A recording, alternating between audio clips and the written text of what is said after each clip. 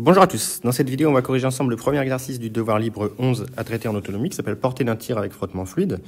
Donc on lance un projectile de masse m avec une vitesse v0 faisant un angle β avec l'horizontale et en plus du poids on rajoute les frottements f également alpha v. Donc c'est quasiment la même chose que ce que vous faisiez en terminale, hein, sauf qu'on rajoute ici les frottements. Donc on choisit comme système évidemment le projectile de masse m et on applique Newton 2. Au point matériel m de masse m dans le référentiel terrestre, supposé galiléen, ce qui nous permet d'écrire que la masse fois l'accélération est égale à la somme des forces, c'est-à-dire P plus la force de frottement.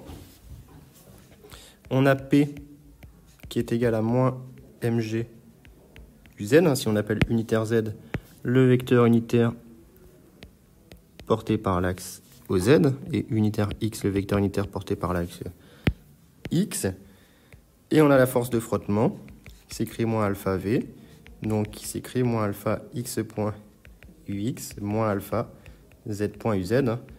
Je vous rappelle les aspects cinématiques qui nous permettent d'écrire que OM est égal à xux plus yuy plus zuz. Alors évidemment dans ce problème à deux dimensions, on va oublier ce qui se passe sur l'axe Y. Donc la vitesse s'écrit x point ux plus z point uz. Et l'accélération s'écrit x point ux plus z point uz.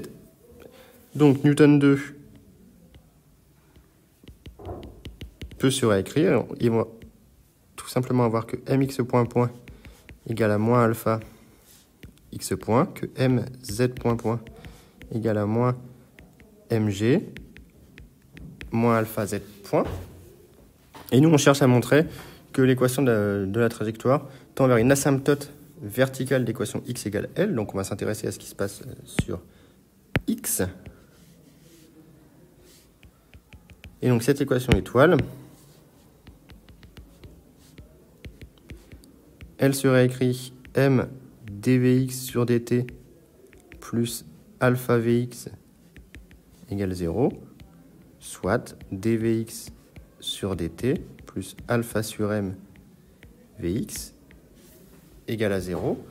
Donc on résout cette équation. La solution se met sous la forme vx de t égale à lambda exponentielle de moins alpha sur m t. Il n'y a pas de second membre, donc il n'y a pas de solution particulière. Or, Vx de 0, c'est égal à V0 cos bêta. Donc, Vx de t est égal à V0 cos bêta exponentielle moins alpha sur m t. Ça, c'est la vitesse. Et en intégrant, on intègre. Et on obtient que x de t est égal à moins m v0 cos bêta sur alpha, exponentielle moins alpha sur m t, plus une constante d'intégration. Or, x de 0 est égal à 0, est égal à moins m v0 cos bêta sur alpha plus mu. On en déduit que mu est égal à m v0 cos bêta sur alpha. Et donc par suite, il vient que x de t est égal à m v0 cos bêta sur alpha, facteur de 1 moins exponentielle moins alpha sur m t. Et donc on a bien que la limite quand t tend vers l'infini de x de t est égal à m v0 cos bêta sur alpha, puisque la limite de l'exponentielle moins alpha sur mt tend vers 0. Et donc ça, c'est égal à ce que l'énoncé voulait qu'on calcule comme étant la longueur L. Et donc nous avons ici répondu au problème. Nous venons de montrer que L est égal à m v0 cos bêta sur alpha.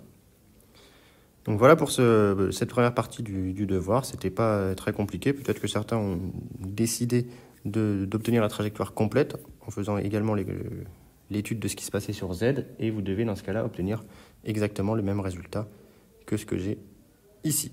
Donc voilà pour cette vidéo.